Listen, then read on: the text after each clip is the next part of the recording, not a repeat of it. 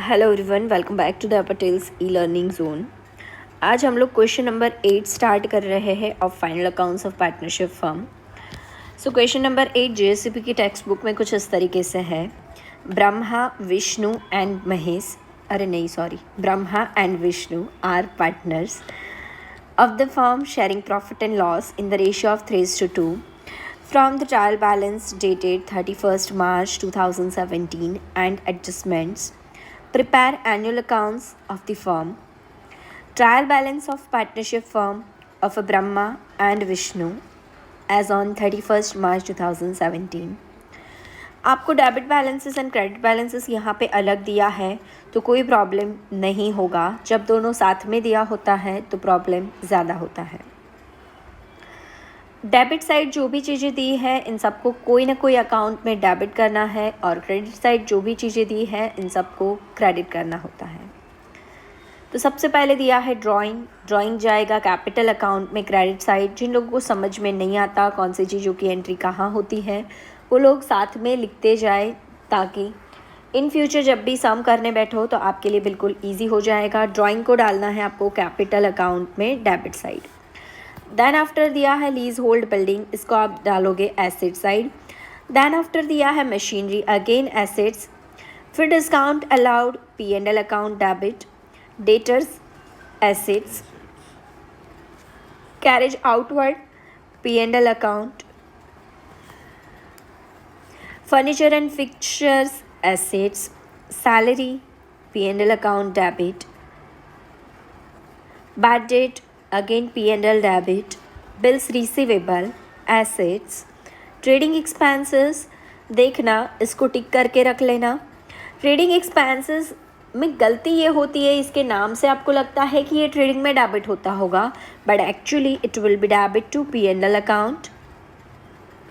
Cash balance assets and stock दिया है closing 31 मार्च का है, इसका मतलब ये क्लोजिंग स्टॉक है और इसके लिए ये जाएगा डायरेक्टली एसेट साइड। ये ध्यान रखना, जब भी क्लोजिंग स्टॉक ट्रायल बैलेंस में देता है तो इसकी एक सिंगल इफेक्ट ही आएगी। नेक्स्ट है कैपिटल अकाउंट्स, वो जाएंगे कैपिटल में credit.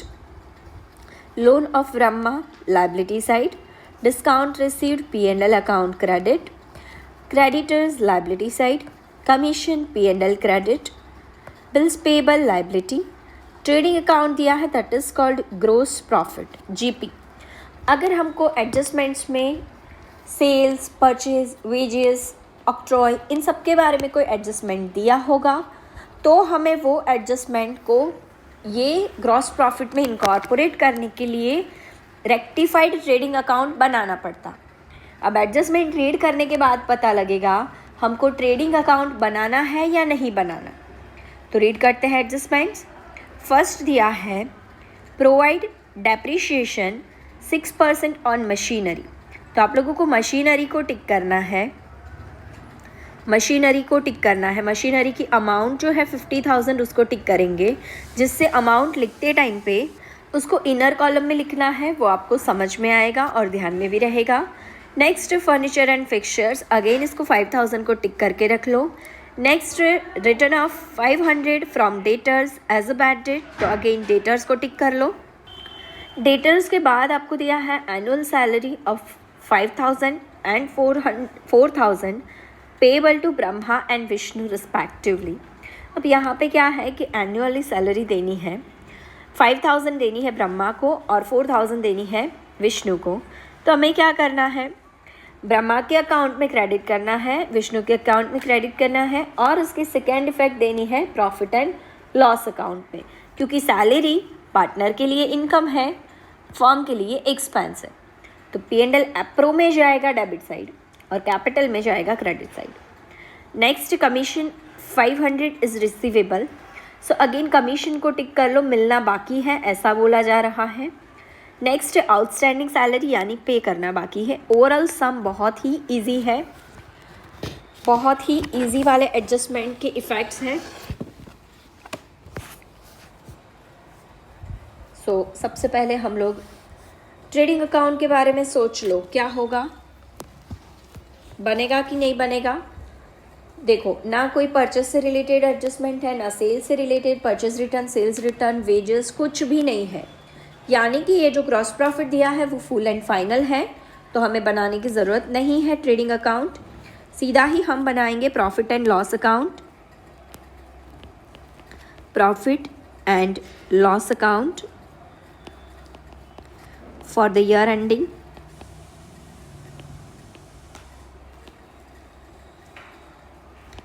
31st March 2017।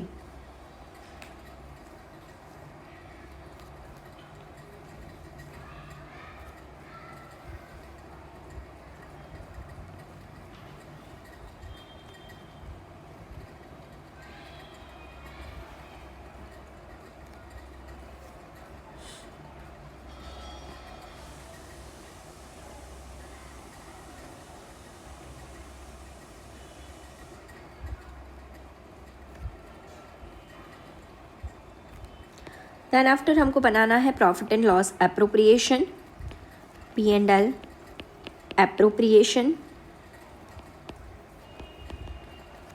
Account for year ending 31st March 2017। Appropriation account as compare to P&L थोड़ा छोटा बनेगा।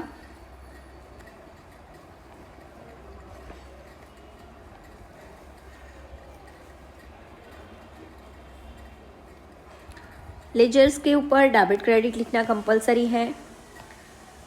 फिर कैपिटल अकाउंट्स, कैपिटल अकाउंट्स में हम लोग डेट नहीं लिखेंगे बिकॉज ये ओवरऑल पूरे साल भर के लिए होता है। 2 पार्टनर हैं तो इधर 2 कॉलम बनाएंगे, अगर 3 पार्टनर हैं तो 3 बनाएंगे। कॉलम में हम पार्टनर का नाम लिखेंगे, पर्टिकुलर। पार्टनर के अकाउंट्स में हम लोगों को अगर डेट ड्रॉ करनी है तो कर सकते हैं, बट ज़रूरत नहीं है तो मैं नहीं करती हूँ। एक चीज़ याद रखना, बैलेंस शीट जब भी आप लिखते हो तो बैलेंस शीट एज ऑन करके लिखना, फॉर द ईयर एंडिंग मत लिखना, क्योंकि balance sheet is is a statement not an account. तो ये पूरे साल भर के लिए नहीं है, ये आज की तारीख के लिए ही सही है। कल को जैसे ही कोई एक ट्रांजैक्शन होगा ये बैलेंस शीट चेंज हो जाएगी। लाइक किसी को आपने कैश पेमेंट करा, कैश बैलेंस चेंज हो गया तो आपका एसेट्स का बैलेंस चेंज हो जाएगा। तो इस तरीके से आपको बैलेंस शीट जब भी बनाते हो तो एज ऑन लिखना है। इस साइड होगा आपका capital and liability, amount rupees. एक चीज़ याद रखना, आपको बैलेंस शीट में डेबिट क्रेडिट नहीं लिखना होता है, ये चीज़ हमेशा ध्यान में रखना, because this is an statement not an account. बाकी के हर एक अकाउंट में आपको डेबिट एंड क्रेडिट लिखना कंपलसरी होता है। इधर पर्टिकुलर्स, इधर 2 है Brahma and Vishnu. Particulars Brahma and Vishnu, आपको मेरे जैसे पर्टिकुलर्स नहीं लिखना है। अगेन यहाँ पे डेबिट लिखना है, क्रेडिट लिखना है। Particulars amount rupees, particulars amount rupees. Again यहाँ डेबिट क्रेडिट, कोई भी अकाउंट है तो डेबिट क्रेडिट लिखना कंपलसरी होता ही है, but balance sheet is an statement. हम स्टार्ट कहाँ से करेंगे? हम स्टार्ट करेंगे फ्रॉम डेबिट बैलेंसेस। तो सबसे पहले दिया है ड्राइंग, तो ड्राइंग को हम कैपिटल अकाउंट में डेबिट साइड लिखेंगे, टू ड्राइंग अकाउंट।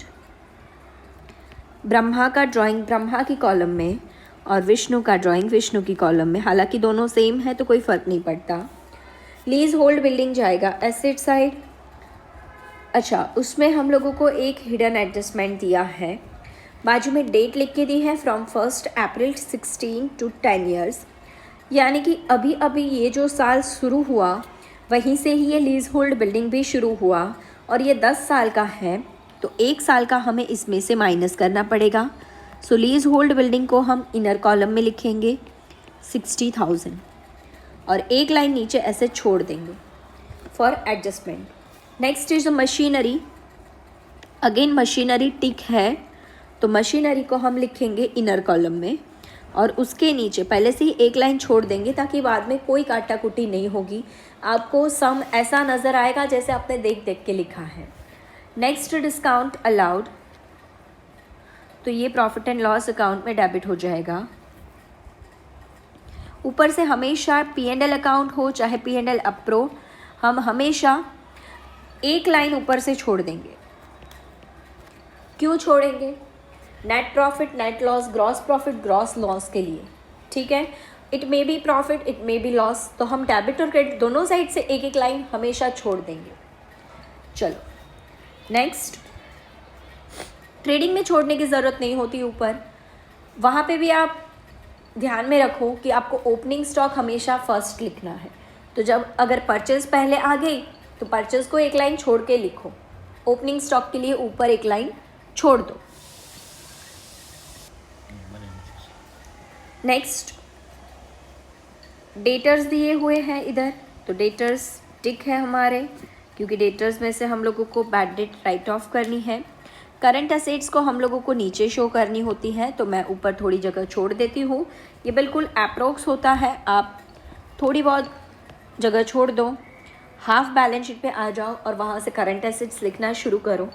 अगर बीच में फिर एक दो लाइन रह भी जाती है, नो वरी एट ऑल, रहने दो जगह, कोई प्रॉब्लम नहीं है। जगह कम पड़ जाती है, ऊपर अगर कोई एसेट्स, फिक्स एसेट्स एक आध रह जाती है, उसको डेटर्स के बाद भी लिख दोगे तो ज़्यादा कोई फ़र्क नहीं पड़ेगा। Next is a carriage outward, P&L account debit.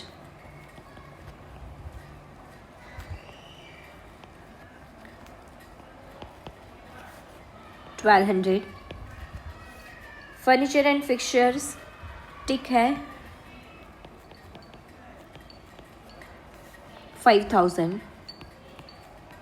एक लाइन छोड़ देंगे जहाँ पे भी एडजस्टमेंट है। सैलरी, इसमें भी एडजस्टमेंट्स है, इनर कॉलम में लिख के एक लाइन छोड़ देंगे। नेक्स्ट है बैड डेट। अब जब भी आपको बैड डेट दिखती है, आपको एक काम करना है, bad debt, bad debt, bad debt reserve, bad debt reserve, trial balance का, फिर एडजस्टमेंट्स का, फिर एडजस्टमेंट्स का, फिर ट्रायल बैलेंस का, यानी TAAT, और यहाँ पे आपको प्लस प्लस माइनस की साइन लगानी है। यानी सिंपली ऐसा है, ट्रायल बैलेंस की बैड डेट में आपका एडजस्टमेंट का बैड डेट ऐड हो जाएगा। ट्रायल बैलेंस का अगर BDR है तो वो लेस हो जाएगा और नया BDR इसमें लेस ऐड हो जाता है। यानी ट्रायल बैलेंस का जो भी BDR होगा ना, वो आपको क्रेडिट साइड दिया होता है, इसलिए वो आपको यहाँ से माइनस करना है। अगर दिया होगा तो माइनस करना है, नहीं दिया तो सिंपली उधर डैश लगा के आगे बढ़ो। बट जैसे ही बैड डेट दिखती है तो ये वाला फॉर्मेट बना दो, BD BD BDR BDR TAAT plus plus minus, that's it. जितनी चीज़ें इसमें से होगी लिख देंगे, जितनी नहीं होगी उसमें डैश बना लेंगे, बट ये एक बार लिख देंगे। आगे चलते हैं। अच्छा, बैड डेट की अमाउंट लिखनी रह गई 1200, ये ट्रायल बैलेंस वाला है। Next, bill receivable, asset side जाएगा। वेरी नेक्स्ट टू डेटर्स मैं लिख देती हूँ bill receivables, because it is a current assets. Then after है trading expense,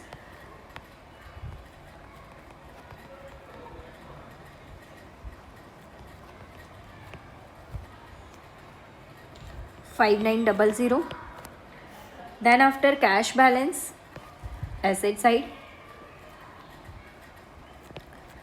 very next to bill receivable मैं लिख देती हूँ कैश बैलेंस। नेक्स्ट है क्लोजिंग स्टॉक, वो भी इधर ही आएगा, 73000। देन आफ्टर कैपिटल अकाउंट्स में ब्रह्मा एंड विष्णु की कैपिटल रख दूंगी क्रेडिट साइड। बाय बैलेंस, इधर एक लाइन छोड़ने की ज़रूरत नहीं है बट मैंने अभी छोड़ दी। कैरेट डाउन, ब्रह्मा की कैपिटल है 55,000 और विष्णु की कैपिटल है 45,000।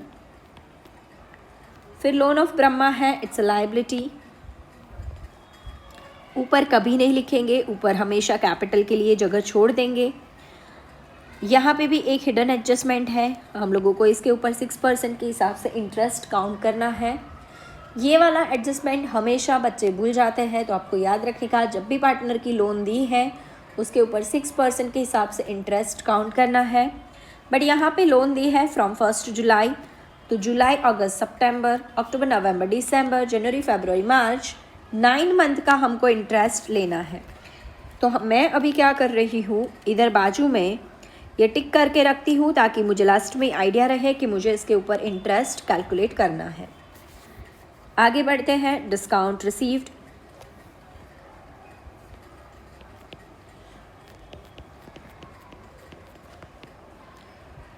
डिस्काउंट रिसीव्ड है 400, क्रेडिटर्स दिए हैं,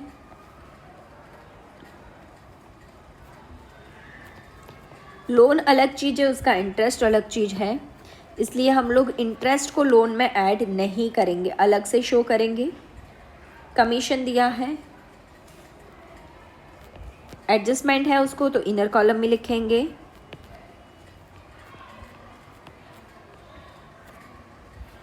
बिल्स पेएबल है 5000, एंड लास्टली दिया हुआ है ग्रॉस प्रॉफिट।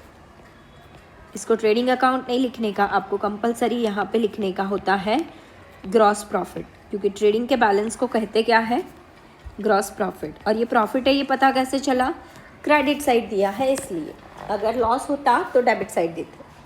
तो हमारी सभी ट्रायल बैलेंस की एंट्री फिनिश हो गई। अब प्रोवाइड डेप्रिशिएशन ऑन मशीनरी, तो मशीनरी में से माइनस, तो 6% के हिसाब से मशीनरीज में से माइनस कर देंगे। 50,000 का 6% यानी 3,000।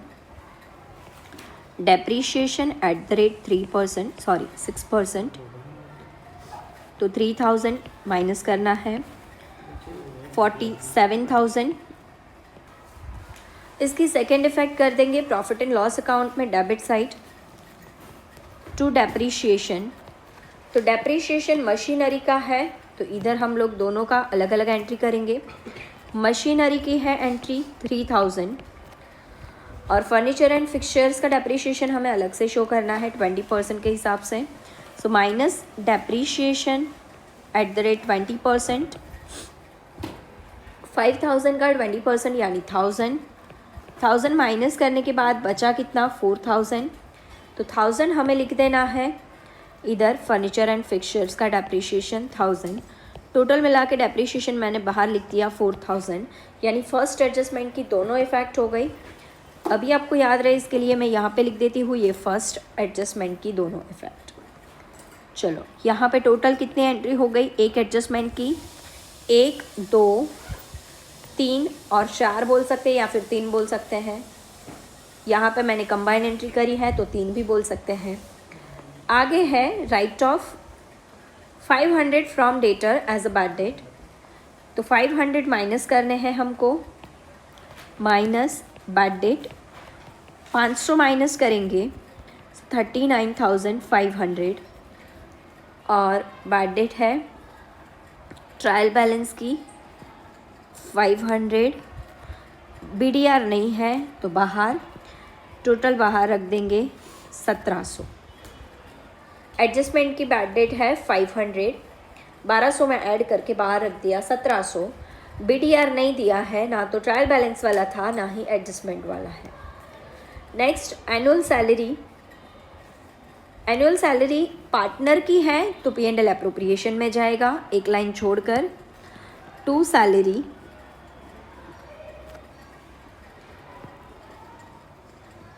ब्रह्मा 5,000, विष्णु 4,000, टोटल 9,000। और सैलरी है, इनकी इनकम है तो इनको क्रेडिट करेंगे अकाउंट में। सैलरी 5,000 एंड 4,000, ये दो इफेक्ट हो गई। सेकेंड एडजस्टमेंट को हमने टिक नहीं करा, रह गया। सेकेंड एडजस्टमेंट ये वाला आया, एडजस्टमेंट की बैड डेट और डेटर्स में से माइनस। फिर थर्ड एडजस्टमेंट को हमने करा, इधर क्रेडिट और ये debit. Fourth adjustment, commission is receivable यानी अभी मिलना बाकी है, ऐड कर देंगे प्लस आउटस्टैंडिंग कमीशन 500, तो टोटल मिलके बाहर आ गया 3000। और कमीशन मिलना बाकी है यानी ये क्या हुआ, एसेट। तो आउटस्टैंडिंग कमीशन बैलेंस शीट में एसेट साइड 500। कौन सी इफेक्ट हुई है, फोर्थ एडजस्टमेंट की। Number 5, outstanding salary. सैलरी में ऐड करो, कभी भी आउटस्टैंडिंग है तो वो हमेशा ऐड होगा, चाहे इनकम है या एक्सपेंस। और आउटस्टैंडिंग एक्सपेंस होए तो वो लायबिलिटी है। आउटस्टैंडिंग सैलरी यानी पे करने का बाकी है तो लायबिलिटी हुई, रिसीव करने का बाकी था तो एसेट थी। ये हुआ फिफ्थ एडजस्टमेंट। अभी हिडन एडजस्टमेंट्स 2 बाकी हैं। फर्स्ट हिडन एडजस्टमेंट है लीज होल्ड बिल्डिंग का। 60,000 पे करा था आपने और वो 10 ईयर्स के लिए था, यानी 6,000 रुपीज़ हमें राइट ऑफ करना है। तो बचा क्या, 54,000। और ये 60,000 को अभी बाहर रख दिया माइनस करके 54, और ये 6,000 की हमें करनी है second effect. Profit and loss account में डेबिट करेंगे।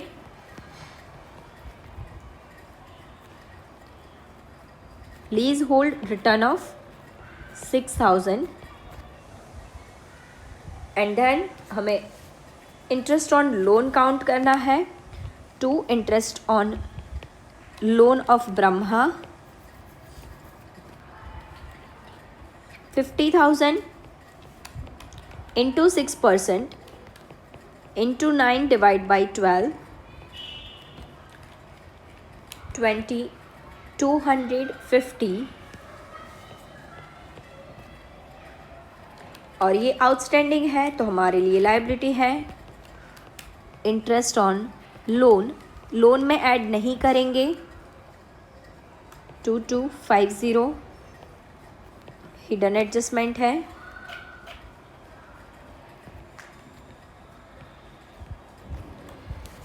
और अब हमें करना है टोटल। सो एसेट P&L अकाउंट का क्रेडिट साइड का टोटल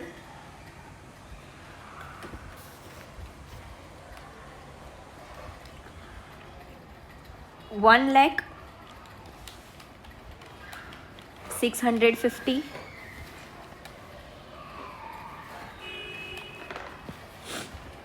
और ये जो क्रेडिट साइड का टोटल आया उसमें से हमको डेबिट साइड का टोटल पूरा माइनस करना है। तो टोटल डेबिट साइड का करने की कभी ज़रूरत नहीं होती, एक एक चीज़ें माइनस करते चलो। जो चीज़ इधर आई इसको कहते हैं टू नेट प्रॉफिट।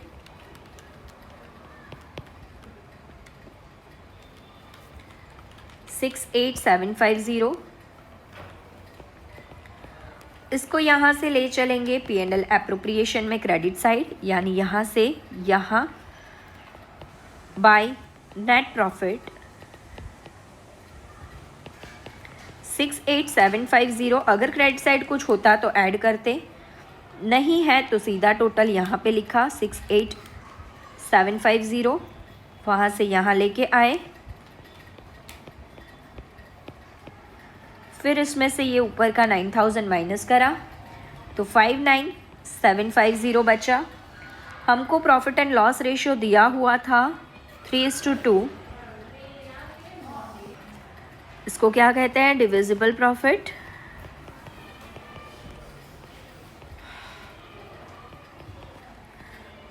ब्रह्मा का एंड विष्णु का प्रॉफिट को शेयर करने के लिए शॉर्टकट है 59,750 divide by 5 into 3 is equals to 35,850। 2 is equals to 239,000। और फिर इसको करना है क्रेडिट बाय डिविजिबल प्रॉफिट,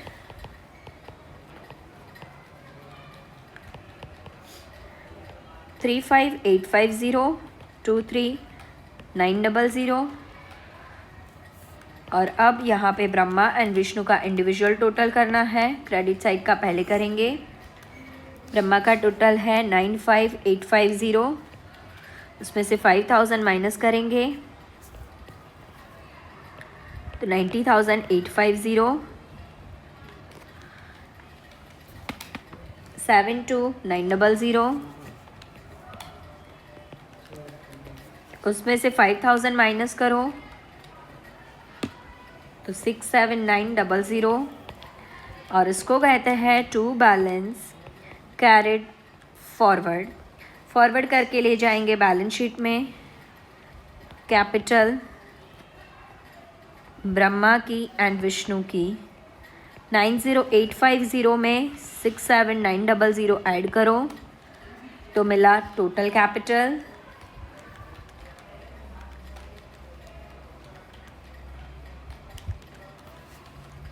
$158,750।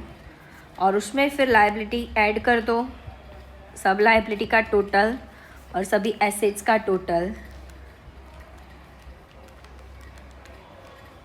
तो एसेट्स का टोटल है 2,44,000 और लायबिलिटी का भी टोटल मैच हो गया है। इस तरीके से सम करने से बैलेंस शीट हमेशा टैली हो जाती है।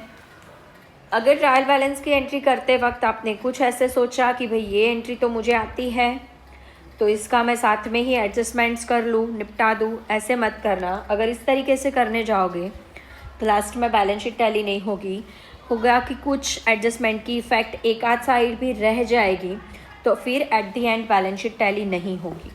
तो अगर पहले ट्रायल बैलेंस कर लिया फिर एडजस्टमेंट करा तो हमेशा बैलेंस शीट टैली हो जाएगी।